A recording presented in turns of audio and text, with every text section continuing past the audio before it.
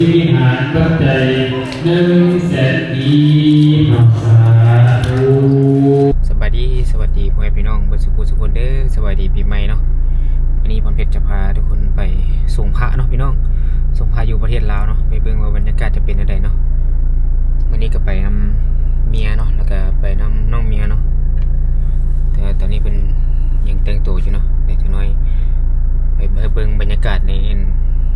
มื้อสงกรานต์เนาะพี่น้องอยู่ประเทศลาวเนาะเอาสิเบิ่งว่าบรรยากาศเป็นยังไงเนาะตามถนนหนทางเนาะแล้วก็ไปวัดเนาะพี่น้องเนาะไปส่งพระอยู่วัดเนาะพี่น้องเนาะไปเจอกันอยู่วัดเด้อพี่น้องเนาะตอนนี้กำลังมาส่งพระเนาะพี่น้องเนาะพี่น้องมาส่งพระพี่น้องมา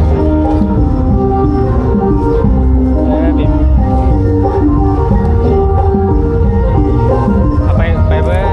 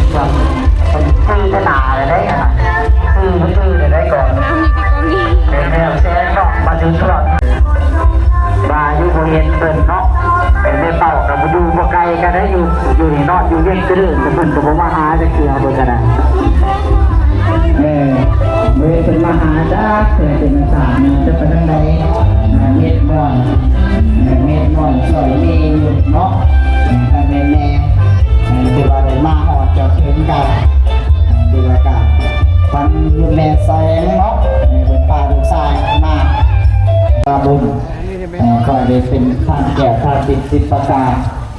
กินยกยกจะโรคเนาะมัดคอต่อแขนนะบอกแม่โอ้นี่มีความจริงจังเป็นดูของเป็นดูของปัญญาน้องเป็นสามีภาษาสุจิตสั่งเด้น้องเขาโรคกระบาดเนาะก็ธรรมดาเด้จนชื่อเสียงของเราลังกล้องไปทั่ว3โลกมีพรหมโลกเทวโลกและก็มนุษย์โลก วิหารปัจจัย100,000 ปีหักษาธุอนุโมทามิสาธุเด้อมีสุขกายสุขใจสุขขังมันมีสุขภาพเพียงแข็งมันยืนมันเย็นสาธุชื่อที่ไหนนะอนุโมทนาบุญนำบอกพวกยอมแก้วบ้านดงเสียดีเราได้ถวายปัจจัยบนยอดสมบัติบารมีก่อนยอดปัจจัย